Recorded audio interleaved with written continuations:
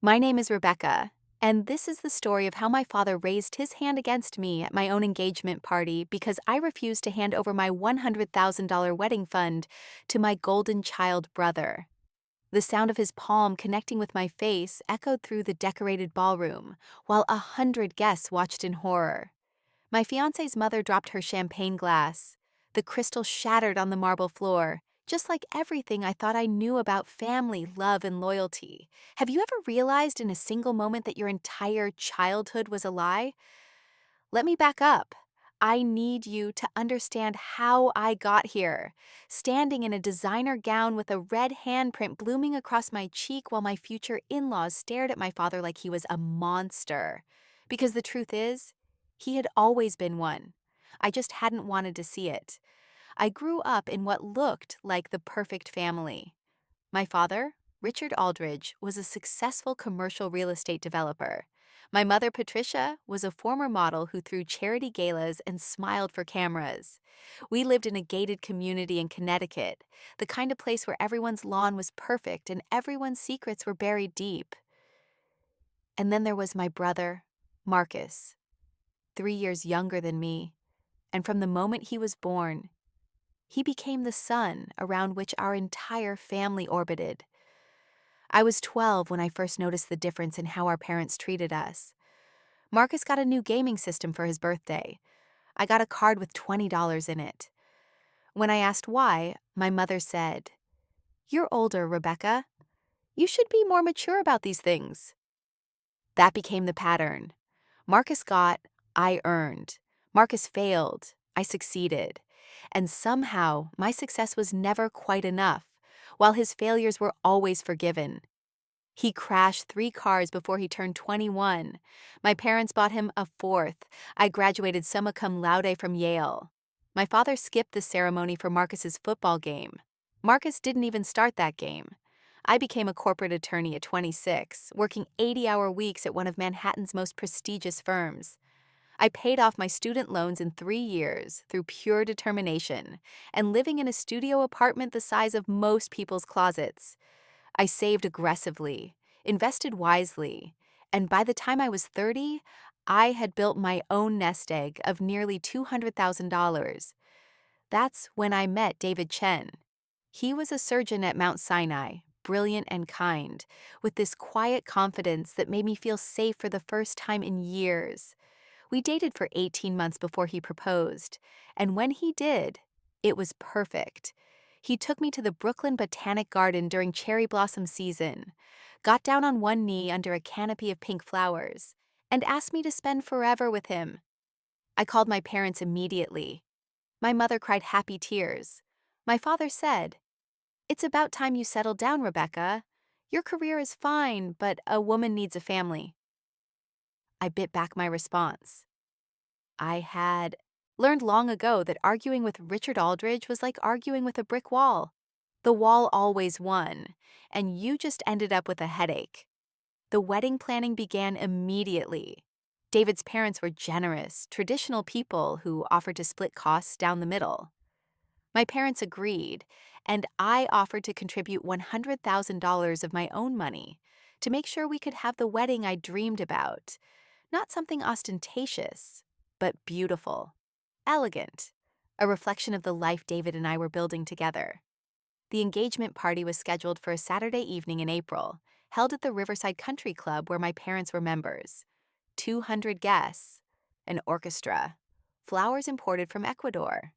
My mother had insisted on handling all the arrangements, and I'd let her because I was drowning in a massive case at work and planning a wedding simultaneously. Everything was perfect until Marcus showed up drunk. My brother had dropped out of 3 colleges, burned through 2 trust funds set up by our grandparents, and was currently between opportunities, which was my parents' way of saying he was unemployed and living in their pool house at 33 years old. He had been through rehab twice, neither time stuck. I saw him stumble in during the cocktail hour, his tie already loosened, his eyes glazed. My stomach dropped. David noticed my expression and squeezed my hand. "Want me to talk to him?" he asked quietly. "No," I said. "I'll handle it." I always handled it. I intercepted Marcus near the bar, steering him toward a quiet corner. "You're drunk," I said, keeping my voice low. "Please don't make a scene tonight. This is important to me." He laughed, loud and bitter. "Everything's always important to you, Rebecca. Perfect Rebecca. Perfect grades, perfect job, perfect fiancé." He gestured wildly with his tumbler of scotch, sloshing liquid onto the carpet. "Meanwhile, some of us are struggling." "You're struggling because you don't try," I said, and immediately regretted it. I knew better than to engage when he was like this. His face twisted. "That's easy for you to say. Dad's golden girl. You got all the attention, all the opportunities." "Stop!" I cut him off, my patience evaporating. "I earned everything I have. You've been handed everything on a silver platter and you've thrown it all away. That's on you, Marcus. Not me." He opened his mouth to respond, but our father appeared, placing a heavy hand on Marcus's shoulder. "Son," he said firmly, "let's get you some coffee." I watched them walk away, my father's arm around Marcus's shoulders, protective and gentle. The same father who had told me I was being too sensitive when I'd cried about not getting into my first choice graduate program. The same father who'd asked me why I couldn't be more agreeable when I demanded equal pay at my firm. The dinner went smoothly despite Marcus's presence. David's parents gave a beautiful toast about welcoming me into their family. My mother dabbed at her eyes with a napkin. My father stood to speak, and I braced myself, unsure what to expect. "My daughter," he began, his voice carrying across the room, "has always been independent, strong-willed, sometimes to a fault." Polite laughter rippled through the crowd. "But she's also accomplished, successful, and I'm proud that she's found a man like David who can appreciate those qualities." It was the closest thing to a compliment I'd gotten from him in years. I felt tears prick my eyes, and David reached over to lace his fingers through mine. Then my father's expression shifted. "Which is why I know she'll understand what I'm about to ask." He turned to face me directly. "Rebecca, your brother is going through a difficult time. He needs help getting back on his feet. He has an opportunity to buy into a business venture with some friends, but he needs capital. $50,000 to be exact." The room went silent. I felt every eye turn to me. "Your mother and I have already contributed what we can," my father continued, "but we're stretched thin with some recent investments. You have your wedding fund, $100,000 that you've set aside. We're asking you to loan Marcus half of it. Family takes care of family, Rebecca, and when his business takes off, he'll pay you back with interest."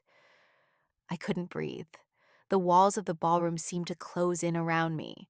David's hand tightened around mine, and I could feel his tension. "Dad," I said carefully, my voice shaking, "that money is for my wedding. David and I have already made deposits, signed contracts." "Your wedding is still 6 months away," my father interrupted. "Marcus's opportunity is now. You can always adjust your plans, scale back a bit. What's more important, Rebecca? An expensive party or your brother's future?" The manipulation was so blatant, so calculated, that for a moment I was too shocked to respond. He had done this deliberately, publicly, at my engagement party, in front of David's parents, my colleagues, my friends. He had backed me into a corner where saying no would make me look selfish, cruel, unsupportive.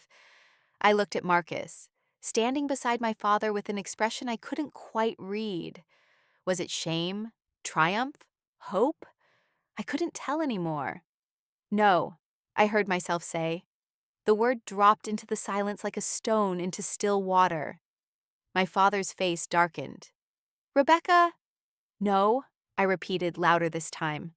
I stood up, my chair scraping against the floor. "Marcus has burned through hundreds of thousands of dollars. Money from you, from Mom, from Grandma and Grandpa's trusts. Every time, it's been for a business opportunity or a sure thing, or because he just needs one more chance. And every time, the money disappears. That's not fair, my mother interjected, her voice tight. Your brother has had some bad luck. Bad luck? I almost laughed. Mom, he's an addict. He needs rehab, not investment capital. He needs therapy, not another bailout. And I'm done pretending otherwise to make you both feel better about enabling him. Marcus lunged toward me, but David stepped between us, his hand raised. Don't, David said quietly, his voice carrying a warning that made my brother stop in his tracks. My father's face had turned purple. How dare you speak about your brother like that? In front of all these people? Have you no loyalty? No compassion? I have plenty of both, I shot back. Just not for people who've spent my entire life treating me like I exist to serve them. That money is mine, Dad. I earned it, and I'm using it for my wedding. If you can't respect that, then maybe you shouldn't be here. The silence that followed was deafening. I could hear my own heartbeat pounding in my ears, feel the heat radiating from my flushed face. That's when my father moved. He crossed the space between us in 3 strides, and before I could react, his hand connected with my cheek in a slap that sent me staggering backward. David caught me, steadying me, and then he was in my father's face, his voice deadly calm. Touch her again and I will destroy you. The ballroom erupted into chaos. David's father was pulling David back. My mother was crying. Marcus was shouting something I couldn't hear over the ringing in my ears. And my father stood there, his chest heaving, looking at me with such rage and disgust that I finally understood the truth. He didn't love me. Maybe he never had. I was just a tool to him, a resource to be used when needed and dismissed when I was no longer useful. David's mother appeared at my side, her arm around my shoulders. We're leaving, she announced to no one in particular, and Rebecca is coming with us. I let her guide me toward the exit. David on my other side, his jaw clenched so tight I could see the muscle twitching. Behind us, I heard my father shout, "If you walk out that door, Rebecca, don't bother coming back." I didn't turn around. I just kept walking, my head held high despite the tears streaming down my face and the throbbing in my cheek where his ring had cut the skin. We went to David's parents' house in Westchester. Mrs. Chen made me tea, while David pressed an ice pack to my face. His father made phone calls, quietly ensuring that word of what had happened wouldn't spread beyond the people who'd witnessed it. They were protecting me. These people I'd known for less than 2 years, in ways my own parents never had. You can stay here as long as you need, Mrs. Chen said softly, sitting beside me on their couch. Our home is your home. I spent that night in their guest room, staring at the ceiling while David held me. He didn't say much. He didn't need to. His presence was enough. The next morning, my phone had 37 missed calls, 15 from my mother, 12 from my father, 10 from Marcus. I listened to exactly one voicemail before I blocked all their numbers. It was my father, his voice cold and controlled. You embarrassed this family tonight. You humiliated your brother when he came to you for help. I raised you better than this, Rebecca. You owe us an apology, and you owe Marcus that money. We gave you everything, the best schools, the best opportunities. This is how you repay us? Don't expect us at your wedding, and don't expect another penny from this family. I played it for David over breakfast. He listened, his expression growing darker with each word. When it ended, he said, "You know that's abuse, right? Financial manipulation, public humiliation, physical violence. That's abuse." I knew. I'd known for years. I just hadn't wanted to admit it. Over the next few weeks, I threw myself into work and wedding planning, trying to move forward. But my mother's calls kept coming from different numbers. She left voicemails begging me to apologize, to make peace with your father, to think about what you're throwing away. What I was throwing away, I realized, was the illusion, the fantasy that one day my parents would see me, really see me, and be proud. That one day I'd be enough. Then the lawsuit started. My father sued me for repayment of loans, claiming that money he'd given me over the years for birthdays and holidays were actually loans that needed to be repaid. It was absurd, baseless, but it meant I had to hire an attorney, spend hours in depositions, and watch my savings dwindle on legal fees. Marcus filed a restraining order against David, claiming he'd threatened him at the engagement party. It was thrown out immediately, but the stress was taking its toll on both of us. My mother launched a social media campaign painting me as an ungrateful daughter who'd abandoned her family in their time of need. She didn't mention the slap, of course. She made it sound like I'd simply refused to help my struggling brother and cut off all contact. Some people believed her. I lost friends I'd had since college. Colleagues at work started treating me differently, giving me sympathetic looks tinged with uncertainty. Was I really the villain in this story? Had I overreacted? I started seeing a therapist, Dr. Sarah Kim, twice a week. In our third session, she said something that changed everything. Rebecca, you've been fighting for scraps of approval from people who were never going to give you what you needed. It's time to stop fighting for them and start fighting for yourself. How? I asked, exhausted and defeated. By telling the truth, she said simply. Not their version, yours. I started documenting everything, every text message, every voicemail, every email. I hired a forensic accountant to trace exactly how much money Marcus had received from our parents over the years. The number was staggering, $847,000 in 20 years. Meanwhile, my parents had contributed exactly $12,000 to my college education, money I'd repaid within 3 years of graduating. I gathered evidence of Marcus's addiction issues, his pattern of failed businesses, his history of manipulation. I compiled medical records from the night of the engagement party, documenting the injury to my face. And then I found something I wasn't expecting. The business opportunity Marcus had needed $50,000 for, it didn't exist. He'd already blown through another $30,000 from my parents that same month. He was planning to use my money to pay off gambling debts. My father had known.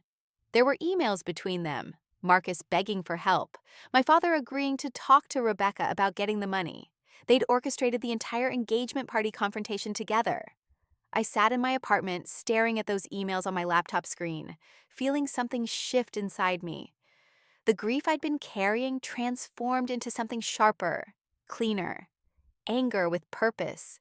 Dr. Kim had said to fight for myself, so I would. I reached out to a journalist I knew from Yale, someone who'd made a career out of exposing family corruption and abuse among the wealthy. Her name was Amanda Rodriguez, and she'd won a Pulitzer for a series on financial exploitation within families. We met at a coffee shop in Tribeca. I brought 3 binders full of documentation.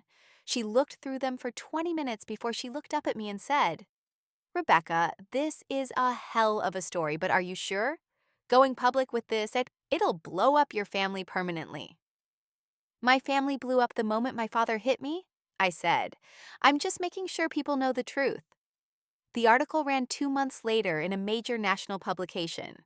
It was titled, The Golden Child, How Parental Favoritism and Financial Abuse Destroyed One Family. Amanda had done her homework. She'd interviewed former employees of my father's company who described his temper and controlling behavior. She'd spoken with Marcus's ex-girlfriends, who shared stories of manipulation and lies.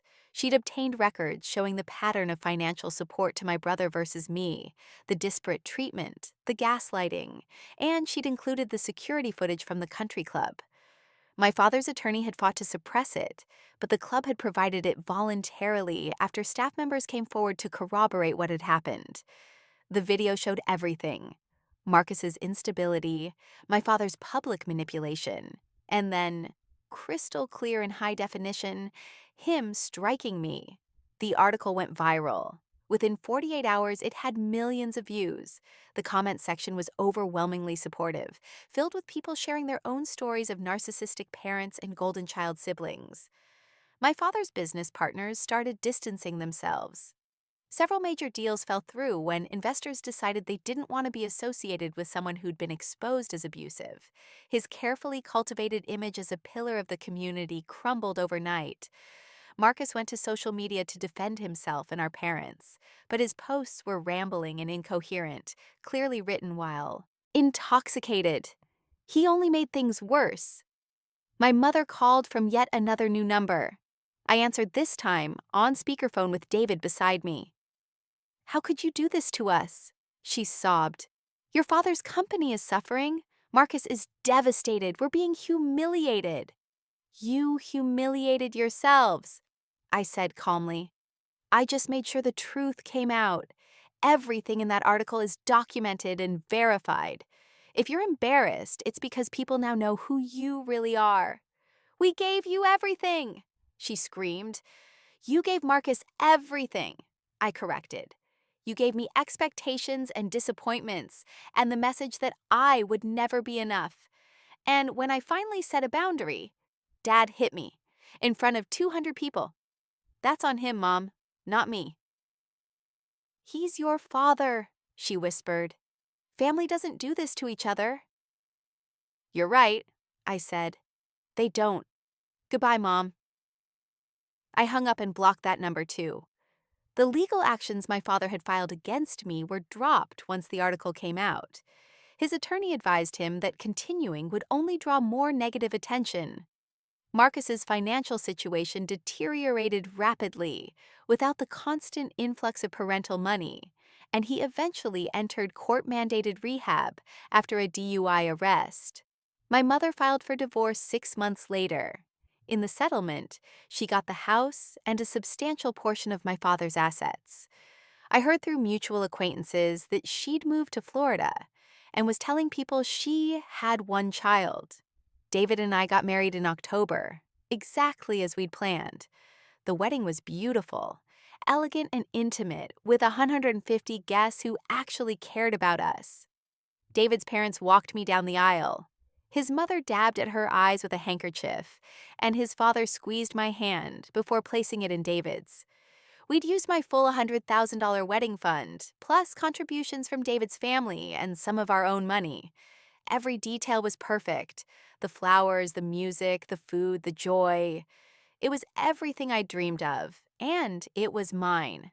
We'd earned it. During the reception, I gave a speech. I'd practiced it a dozen times, but when I stood up with the microphone in my hand, looking out at all these people who loved us, I nearly lost my composure. "Thank you all for being here," I began.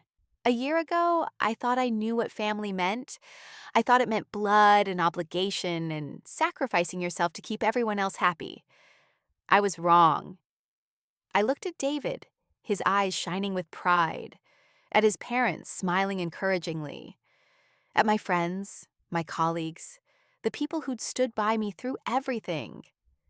Family is the people who see you, who value you, who stand beside you when things fall apart. Family is the people who celebrate your successes instead of resenting them. Family is the people who would never ask you to make yourself smaller to accommodate their dysfunction. My voice strengthened. I lost my biological family this year, but I gained so much more. I gained clarity. I gained self-respect. I gained freedom from a cycle of abuse that had been poisoning my life for 3 decades. And I gained all of you, people who chose to love and support me, which is worth more than any blood tie. I raised my glass. To chosen family, to truth, to the courage it takes to walk away from people who hurt you, even when they're supposed to love you, and to building the life you deserve, not the life others think you should settle for. The room erupted in applause. People were crying, including me. David stood and kissed me, and for the first time in my life, I felt completely, wholly free. That was 3 years ago. David and I have a beautiful life together. We bought a brownstone in Brooklyn. I made partner at my firm. We're expecting our first child in 4 months. A daughter. We're naming her Grace, because that's what I learned to give myself. Grace to heal, grace to change, grace to choose my own path. I haven't spoken to my father since the engagement party. He sends letters occasionally, which I return unopened. Marcus completed rehab and has been sober for 18 months.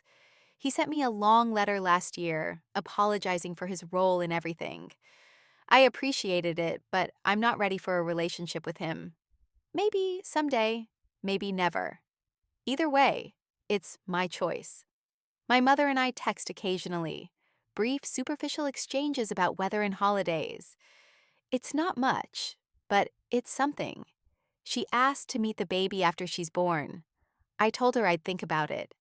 The article Amanda wrote won several journalism awards and sparked a broader conversation about financial abuse and narcissistic family dynamics. I still get emails from people thanking me for speaking out, sharing their own stories, asking for advice. I try to respond to as many as I can. People sometimes ask if I regret it, going public, burning bridges, losing my family. The answer is always no.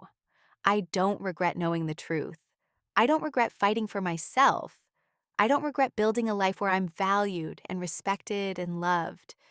What I regret is all the years I spent believing their version of me instead of discovering who I actually was. Dr. Kim told me something else that stuck with me. Healing isn't about getting the apology you deserve. It's about no longer needing one to move forward. I used to fantasize about my father showing up at my door, tears streaming down his face, begging for forgiveness. I used to imagine my mother admitting she'd been wrong, that she'd failed me, that she was sorry. I used to dream about Marcus getting sober and becoming the brother I'd always wanted. None of those things happened the way I imagined.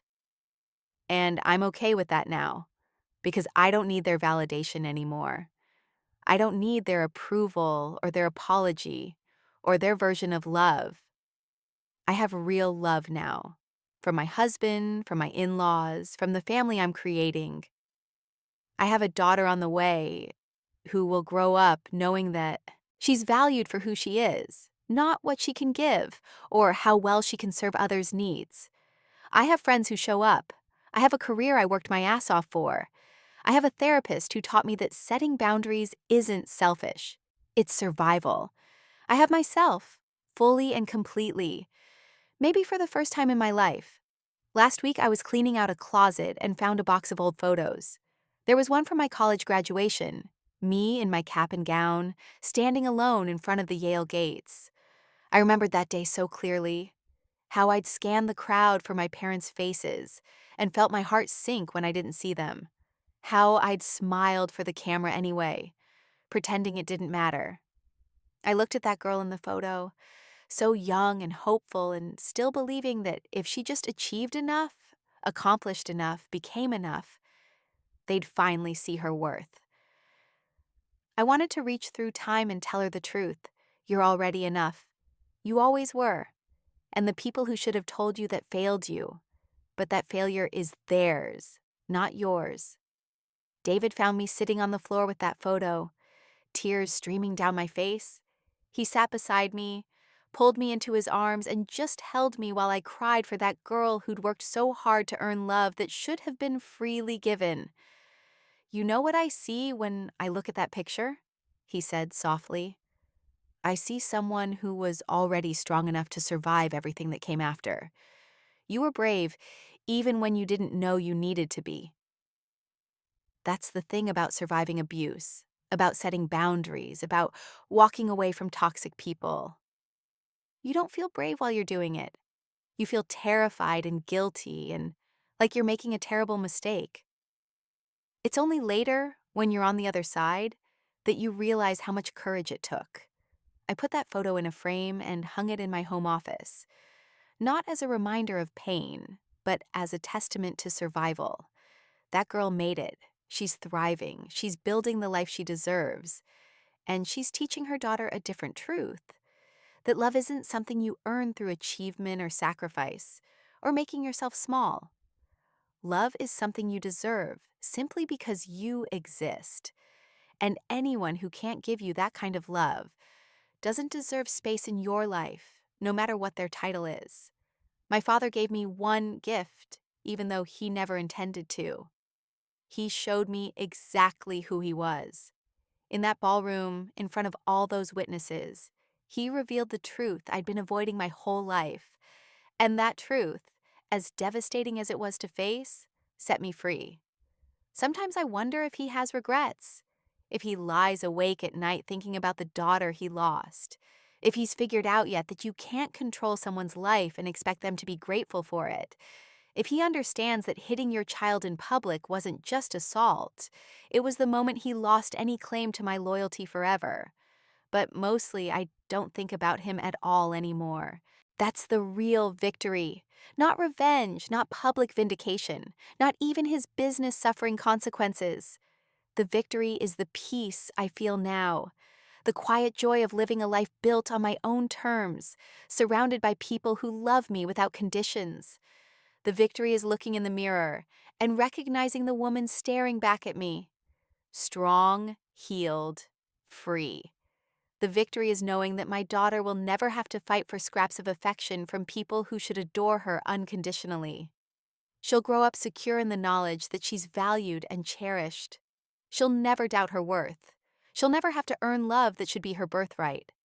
That's the legacy I'm building.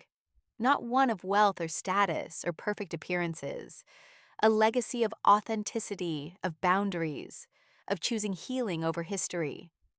Amanda called me last month. She's writing a book about family abuse and wants to include my story in greater detail. I said yes, not because I want more attention or validation, but because I know there are thousands of Rebeccas out there, still trapped in the same cycle I escaped, still believing they're the problem, still sacrificing themselves on the altar of family loyalty. If my story can help even one of them realize they deserve better, it's worth reliving the pain. The human instinct is to want resolution, to want fairness, to want the people who hurt you to understand and acknowledge what they did. But life doesn't work like movie scripts. Sometimes the best ending isn't reconciliation or revenge. Sometimes the best ending is simply walking away and building something better in the space they used to occupy. My father wanted my money. He wanted my compliance. He wanted me to play my role in the family dynamic that served him. When I refused, he tried to destroy me, and in doing so, he freed me. Because here's what he never understood. You can't destroy someone who refuses to need you anymore.